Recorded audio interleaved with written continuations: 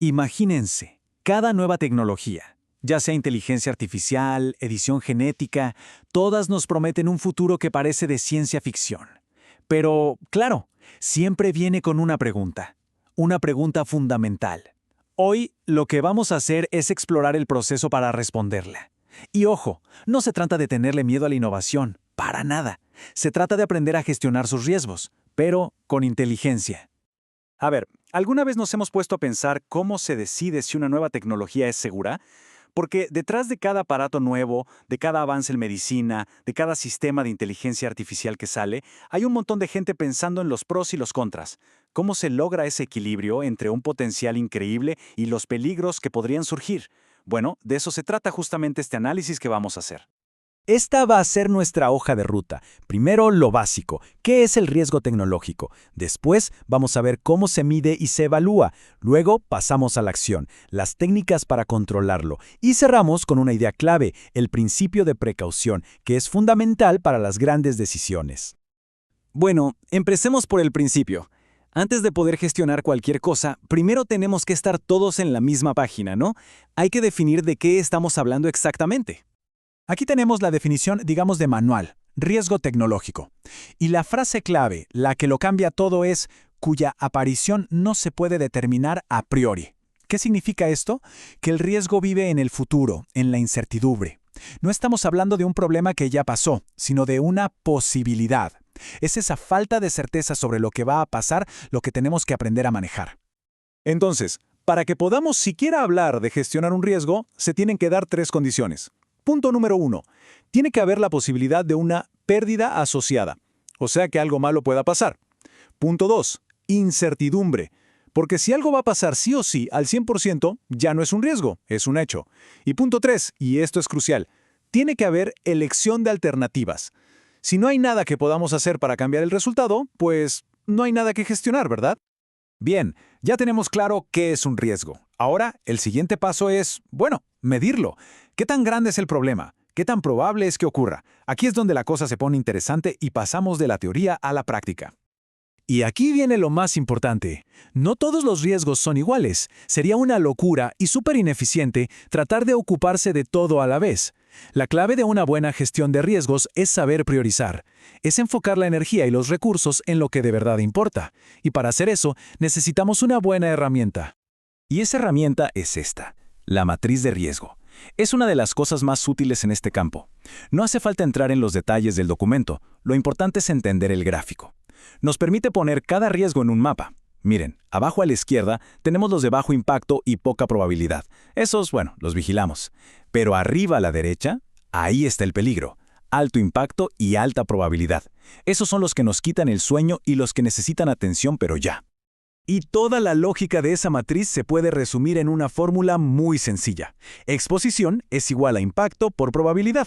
¿Qué es la exposición? Es básicamente un número que nos dice qué tan grande es el riesgo. Simplemente multiplicamos qué tan grave sería si pasa por qué tan probable es que pase. Parece simple, ¿verdad? Pero es increíblemente poderoso para poner un poco de orden en el caos. Pero claro, la cosa nunca es tan sencilla. En un mundo ideal, cada riesgo sería un problema aislado, pero la realidad es mucho más enredada. Y este diagrama lo muestra perfecto. Vemos cómo un solo riesgo puede tener un montón de causas, y al mismo tiempo, ese riesgo puede estar conectado con otros, como una telaraña. Entender estas conexiones es fundamental, porque si no lo hacemos, corremos el riesgo de arreglar algo por aquí y sin querer provocar un problema mucho más grande por allá. Es como un efecto dominó. Muy bien. Ya sabemos qué son los riesgos, ya sabemos cómo medirlos y priorizarlos, y ahora la pregunta del millón. ¿Qué hacemos al respecto? Es hora de pasar a la acción. Hablemos de las técnicas de control y monitoreo. El proceso se divide en tres grandes pasos, y es bastante lógico. Primero, planificación. Se piensa qué se va a hacer. Segundo, resolución. Se ponen en marcha esas acciones para reducir el riesgo. Y tercero, un paso que muchísimas veces se nos olvida, el monitoreo. Hay que vigilar constantemente para ver si el plan está funcionando y, claro, por si aparecen riesgos nuevos. Dentro de la planificación, hay una herramienta que es esencial, el plan de contingencia.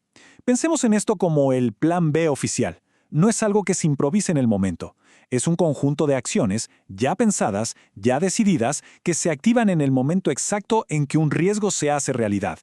Es una respuesta que ya está lista, con gente y recursos asignados, esperando la señal.